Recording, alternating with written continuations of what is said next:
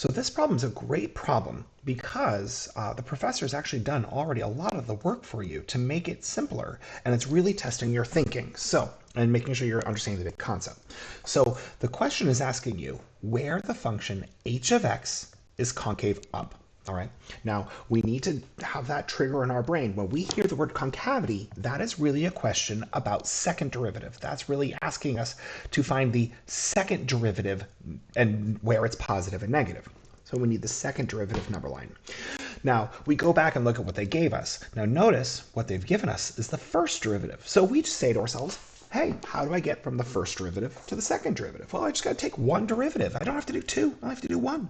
So I'm going to do the derivative of this. So h double prime would be, the derivative of negative 4x squared would be negative 8x. The derivative of negative 9x would be negative 9. And finally, the derivative of 4 would be 0. So we're done.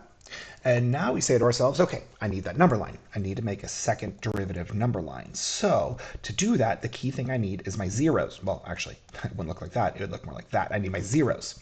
So that means I need to take this function and set it equal to 0 and solve. So I'm going to start by adding 9, which will give us that 9 equals negative 8x. And now I'm going to divide by negative 8, right? Divide both sides by negative 8. That was supposed to be a negative sign. There we are. So that would mean x equals negative 9/8. Okay, so now for my number line, for my second derivative number line, I know I have a 0 at negative 9/8. And now to figure out where I'm concave up or concave down or have inflection points, right? I need to fill in my number line. So I need to know what's happening to the left on my second derivatives. Are my second derivatives positive or are they negative? So I need a number to the left of negative 9/8 and sub that into my second derivative function. Now that shouldn't be too hard because negative 9/8 is slightly bigger than negative 1 or slightly more negative than negative 1. So we could pick negative 2 or negative a billion. It doesn't matter, right? Just as long as it's more negative. So we're going to take that, any number we want, and sub it into there. So I'm going to do negative 10. Because that math is easier head math for me. So, because if I sub in negative 10,